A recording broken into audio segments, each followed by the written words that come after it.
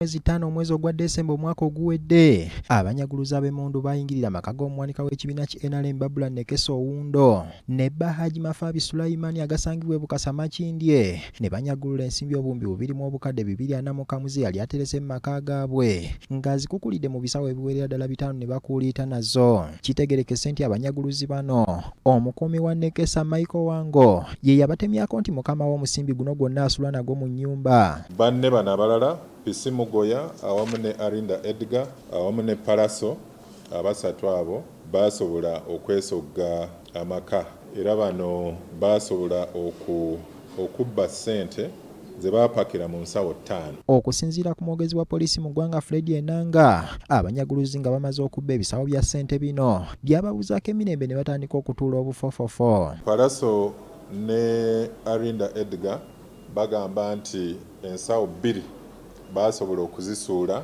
nga balaga nti waliwo asikaali yali abalabye nga abakubyemu ttooki mu kutya. So ne basigazaawo ensawo 3.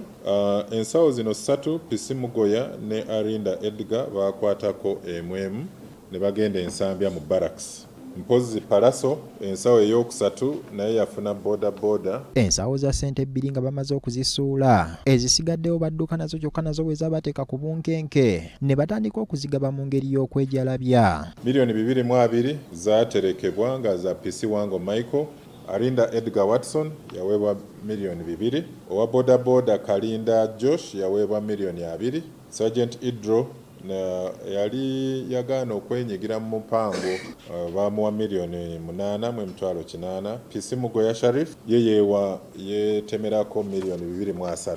Abazironda nabo bazisaasanya mu ngeri y'ekigagga era bonna ne bakwatibwa okuggyako omuvuzi wa bodaboda eyakazibwako erya Palaso eyadduka n'ekisawo ekimu nga nakati tamanyiddwako mayitire. Omwami gwe bayita Opio Samuel Obote yali alunda embuzi za mukama we gwe bayita Matia Lululangwa n'agwa ku mudidi gwa ssente ogwali mu bisikosiko.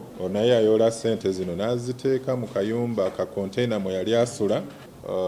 Abantu ku kyalo okwo Kyeyitabya baatandika okulaba nga omulunzi w'embuzi ono Opio Samuel obulamu bwe bukyuse, atandise ozikozesaawo mu ngeri ya kiroodi ekyaviirako mukama we Lulangwa ogenda okukebera mu ka konteyina n'asanga ssente ziri omwo naye n'ayolako zaayolako ne masembe naye n'agenda mu ka konteyina n'aggyayo ssente. Ebyo ng'obitadde ku bbali sabbiiti ewedde waliwo okwekalakasa mu kibuga Kampala n'emiriraano ng'abavuganya gavumenti bavumirira embeera embi amakubo gye galimu era baasimba ebitooke mu makubo ng'akabonero ak'okulaga obutali bumativu n'embeera y'amakubo mu ggwanga. Ku nsonga eno poliisi etegeeza nga bwetandise okwetegereza obutambi obwawanikibwa ku mitimbagano egy'enjawulo obwali bwoleka abawagizi n'abakulembeze ku ludda oluvuganya gavumenti nga basimba ebitooke mu nguudo nti baakukwatibwa basimbibwe mu mbuga z'amateeka. Byali bikolwa okusinga bya butiitiizi. Buli omu yanoonya awantu awataali poliisi